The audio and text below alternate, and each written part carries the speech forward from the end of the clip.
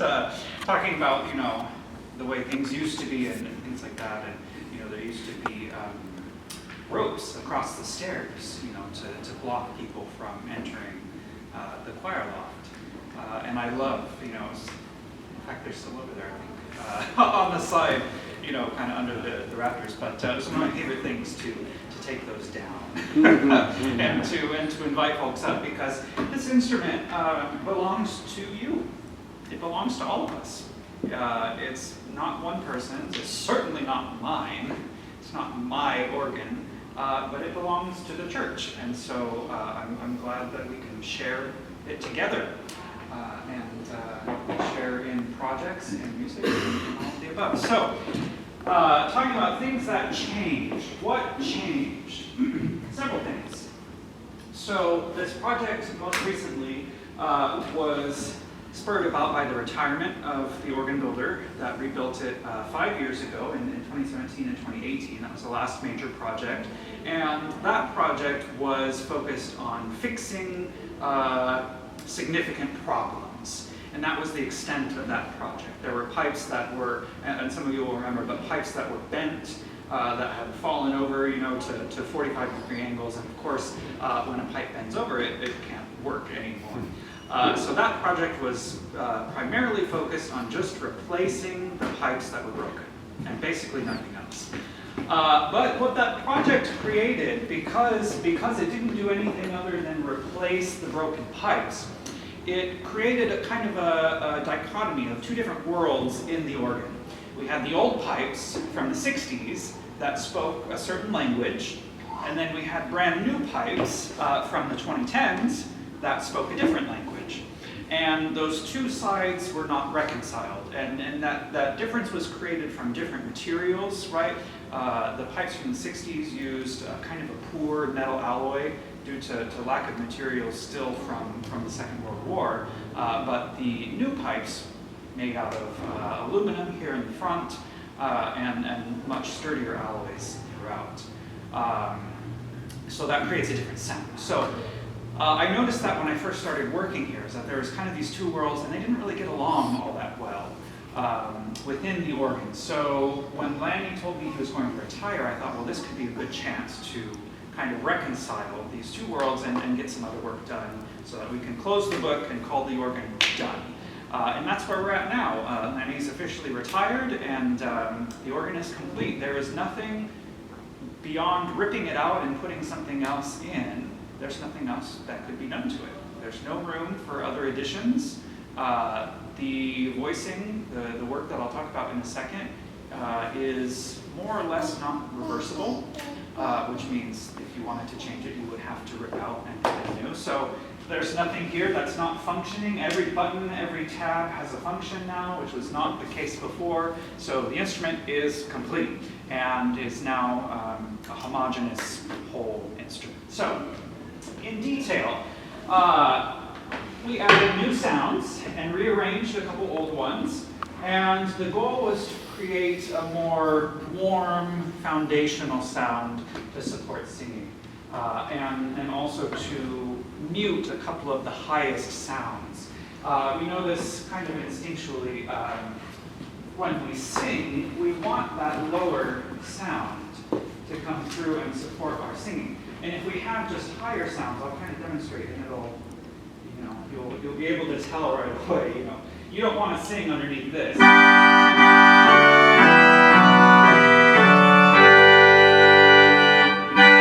kind of thin sound. But if I add all this lower stuff that we have now,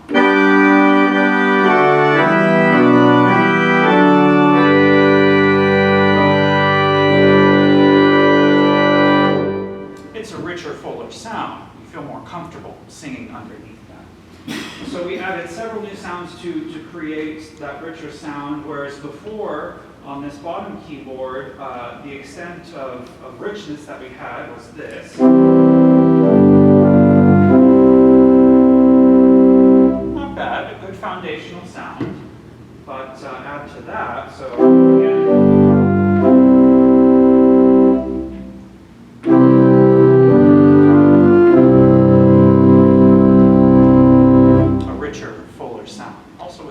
definition. information as well. So I added into that one single sound 3 of the new ones. First, the harmonic flute, which lives right behind the front pipes. Here you can kind of see them just before or just behind the pipes in the front. And it's a very unique sound. Let me see if I can do this way. Just to demonstrate what they sound like.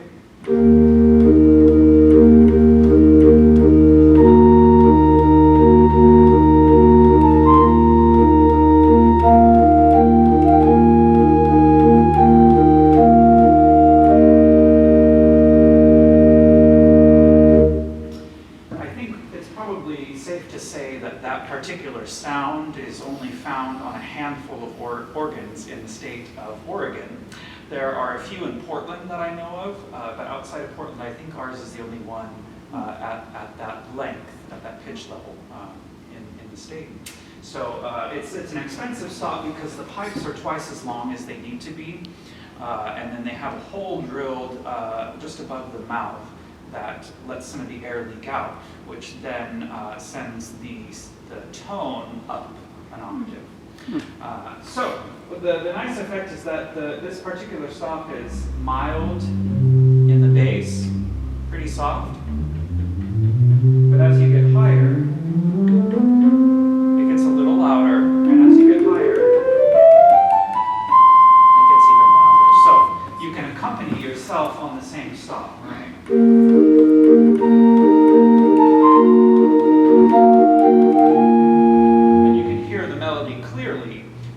True for other stops on the organ where the sound is consistent throughout the stop, right? So there would be no difference in volume between the bass and the treble.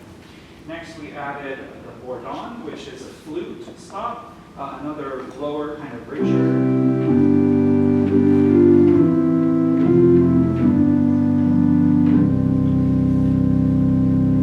Again, adding more foundation to the sound. Also has nice applications for solo work.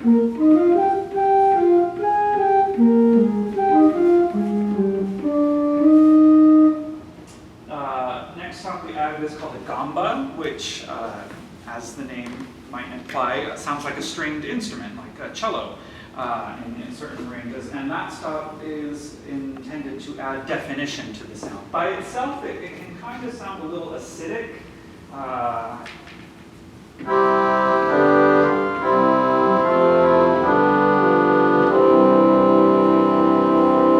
But paired with the other stops at that same pitch level, it adds a little definition to the sound so you can more clearly hear what note is being played. Whereas this sound is rich, but it's a little dark. It's a little dark, and this adds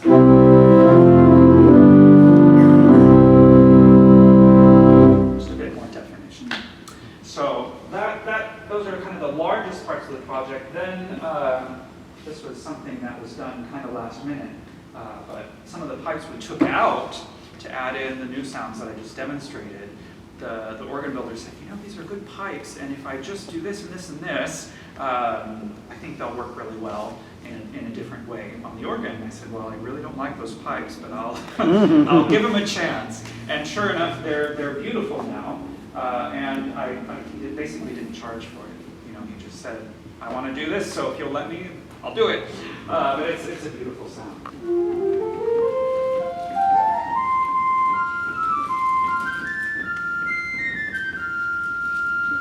Another flute sound, very smooth and gentle.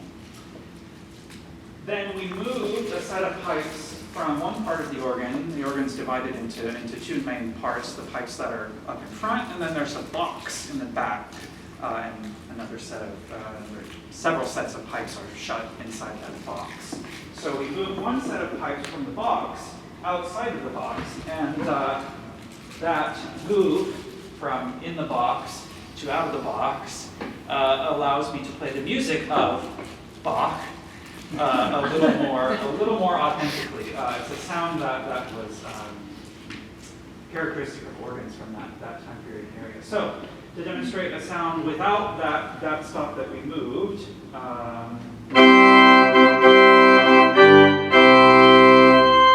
listen to that one note.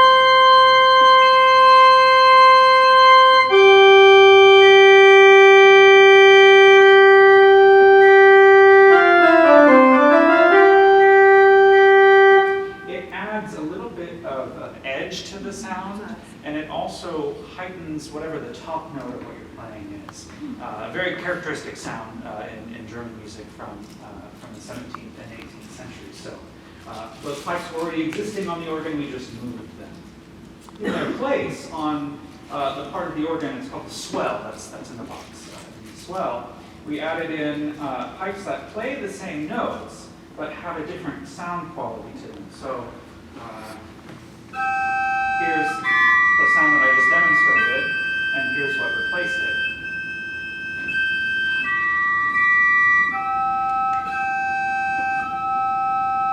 The new ones are more gentle. You hear the difference? And what that does is there's a particular organ sound that I can kind of recreate here. So before, this solo sound before would have sounded something like this.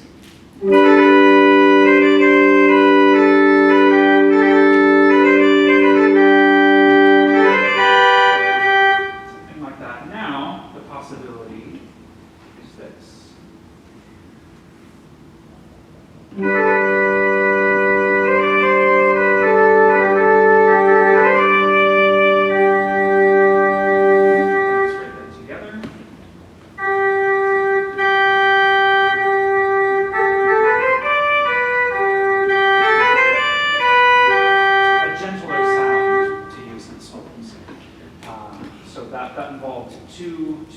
And those two new stops can be used in various different ways too.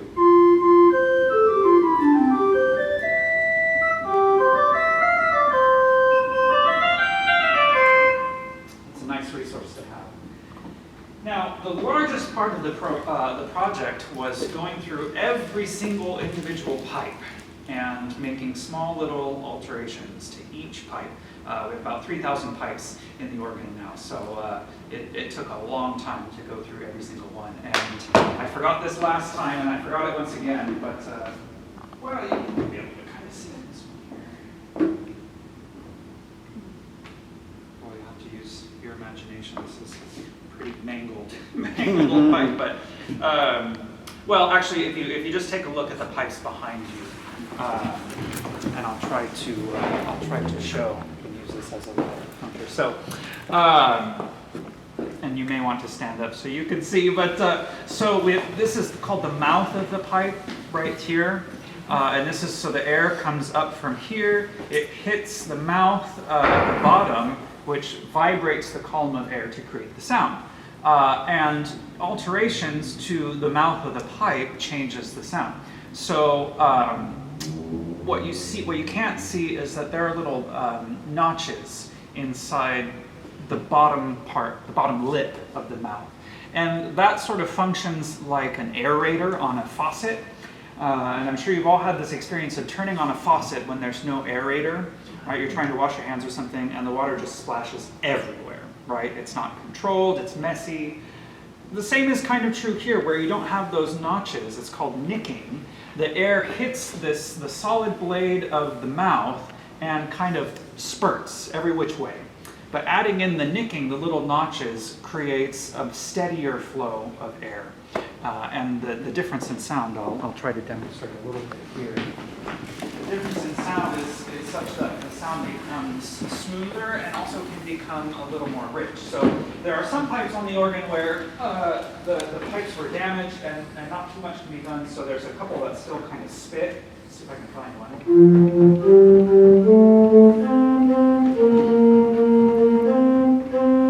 This is a good example. So if you listen very carefully to the beginning of the sound,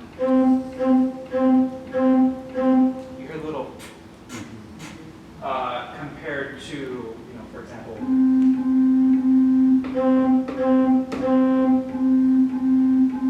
this sound has very clear, there's nothing other than the tone. This one has got a little, can you hear that? There's a difference? So going through and removing, as you can imagine when you've got 50 odd pipes playing at once, and they all start with it confuses the sound a little bit, and it delays the sound because you've got to have little before you can have the actual sound come out of the pipes, right? So every single pipe was gone through and added in those little notches to smooth out the sound, create something, again, a little warmer and richer. I'm trying to think. Are they all the notches equidistant, or are they? No, it's different for every stop. Every set of pipes has a different style of nicking compared to the construction of the pipe and the unique tone of each set. So it's very specialized work, that is for certain. Other changes, I'm just trying to think. Oh, I won't be able to demonstrate it because I would have to go inside the organ. But these collections of high sounds called mixtures that add sparkle on top of the rest of the organ. On this particular instrument, as was common in the time period, they're pretty high pitched. They're pretty high sounds. That they don't always have to be that high, but it was common in that time period to have very high, very sparkly sound on the mixtures. And depending on the way they're constructed, it can also confuse the sound. Because when you've got really high sounds playing in the bass, I mean, it's still pretty high compared to, the lower sound. It's still pretty high, but what we did was we muted some of the higher sounds in the bass so that at least when you're playing in the bass, you don't have super screechy high sounds. Because when, for example, playing fugues or complicated music, when you've got a bunch of high sounds playing when you're playing in the bass, it confuses the actual high notes that you're playing. Right, you've got too many notes happening in the same register. So we muted some of those pipes, particularly in the low range, and also some in the extreme upper range. Again, just to shift the focus more towards low and rich and warm and foundational. How do you mute them? You can cover the pipes. I think they stuffed them with cotton balls, actually. And then you can cover them with nylon or something over the top as well. But they're all in place, and the muting is very much reversible. You just have to, remove the stuffing and Like then the plate. but Yeah, essentially. Yeah, same concept. So that is the extent of it. There were some other electrical things that were changed for convenience. I had a couple of the buttons switched around so it was more comfortable to play these toe studs here. We had this was something I didn't even know I needed, but again, the organ builders did it. These, if you can see, on the pedals here, these silver pedals, there's the little black buttons. Those are rubber, and turns out over 60 years, rubber dries out and loses its qualities. So those rubber buttons were replaced, and the first Sunday, it happened on Friday, and I got here on Sunday and I went, oh my gosh, that feels so much better to be, throwing my foot up there and have something to kind of grip onto instead of old dried out rubber. So that was a nice thing. There were also a couple electrical components replaced just because they had started to fail. So yeah, that is the extent of the project. Happy to answer any questions, either about the project or about the organ. Yeah. Can you talk about the little screen there? Do you have like a MIDI controller in there, or what is that? Oh, this little here. Yeah, so this, there is MIDI functionality. I can plug things in. I have to get inside the organ to do it, but you can record directly onto it. I can record myself play and then go down and it'll play back to me, from the actual pipes. And this is also what controls, what we call memory levels. So my presets, I can preset sounds on the organ, whatever I want, but they're tied to these memory levels. So if I set something on level 1 and then I push this button, it's going to be one sound. If I turn the knob to level 2 and push the button, it's a different sound, and so on and so forth. So that's what makes it possible to play all sorts of different pieces for a concert and even for a service, to have different options without limiting. For example, if I only had one set of buttons with only one level, I'd have to be very economic with how I use those sounds. I have to use the same sounds for several things throughout the service. So the little computer is really helpful. When was that added, the computer? I don't know for sure. There were several projects over the year. I think it was updated in 2017. Okay. Yeah, just something a little bit. Because I didn't picture that being from the beginning. No, certainly not from the 60s, no. Although the technology existed in a similar way, even going back to the earliest electric organs. You had ways of doing presets. The job I had in Salem had an organ from, I think, 52, and I think the church ran out of money, as is very common. And so they opted for the cheaper choice at the time, which to set the sounds on the organ, I had to remove the side panel of the console, and there was a switchboard where every single sound on the organ I had to switch yes or no, for each button. So before every service, like, take this thing off, and I'd be sitting there, setting my sounds. So very nice here to have some modern technology. What kind of maintenance do the pipes need now? Do you have to do something on a certain? Yeah, they're interval? tuned. The organ is tuned twice a year at least. Our previous contract with our organ builder and technician, who's now retired, was completely tuned twice a year, and then had touch-ups also twice a year, so 4 times a year being worked on in some way. The pipes themselves, I mean, barring any creatures or bugs or untold amounts of dust and things like that, they don't really need a lot done to them besides the tuning. What do they change when they tune them? Do they put more mix on them or something? You, on your way out, you may be able to see, just check before I say anything. Yes, folks, on your way out, you can see if you look at the back end of this pipe or the pipe on the end, you'll see at the very top, there's a rectangular hole in the pipe. And that hole the hole has a scroll underneath of it of the metal that was cut out of that hole. It was kind of rolled up towards the bottom, and that's how the tuning is adjusted. Is you either roll the metal up to extend the length of the pipe and therefore lower the pitch, or roll the metal down to shorten the resonating length of the pipe and then raise the pitch. Not all pipes are tuned that way. Some, again, if I had Like a sardine can. Well, from the 60s. So this Without a pool. This tiny little pipe here has another tuning system. You can see this tiny little cap that I pulled off. That's another way to change the effective length of the pipe.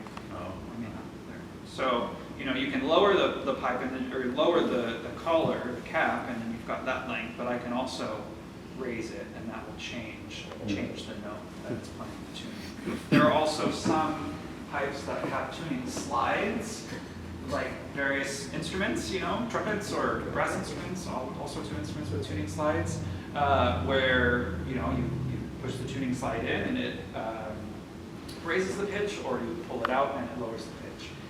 It just depends on the pipe. But those are the 3 main ways. There's another way, but I don't think it applies here as well. So lots of different ways to tune this. This is a very simplistic question, and you tell my lack of knowledge, but do they use like tuning forks for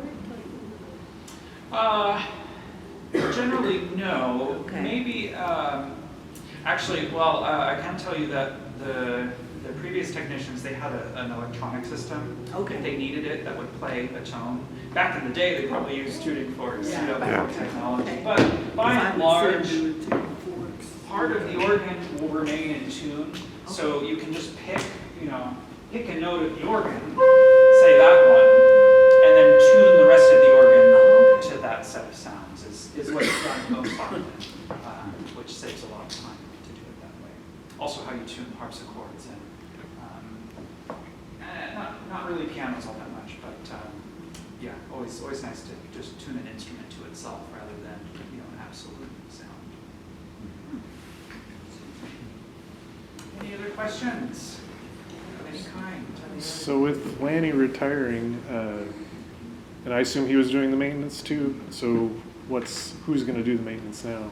He actually found a replacement. Oh, really? It was unclear whether or not he'd be able to. It's, just like organists, there are not all that many organ maintenance people around. I think there's probably 3 or 4 companies in the state that do it, and that's pretty good actually. For example, the state of Oklahoma has 1 for the whole state. And in several places, especially more rural states, people tend to travel from, outside of the state to come in and take care of instruments. So they're not, I don't want to say a dying breed because it's not a dying breed, but the numbers have shrunk. So it's kind of remarkable that Lenny did find a replacement to take over his business, and I think the guy is a year or 2 younger than I am. So that was a real priority for Lanny, was to find someone who would kind of do what he did, which is start in this area in his 20s and then had a 42, 43-year career taking care of these organs. So the guy, I think, has not moved. He's from Colorado. I guess his dad has a pipe organ business in Colorado. So he hasn't moved to this area yet, as far as I know. But I think he'll be the one that tunes the organ for Easter. So I've yet to meet him. But it's exciting to have found someone young that hopefully can do it for many, many years to come. The other alternative would have been paying half an arm and most of a leg for someone to come down from Portland. So, yeah. And Lanny's in Salem, right? Officially retired at this point. And well deserved. Thank you. All right. Yeah. Yeah, we'll do, I've got another thing in the works just for kids. We'll talk about in the future. And although if you want to play, a little bit, you can. But in the future, we'll have a day just for kids, where kids can play. So, and of course, adults are welcome as well. To even right now, if you want to play around with it. It was fun to watch them. Yeah, go for it.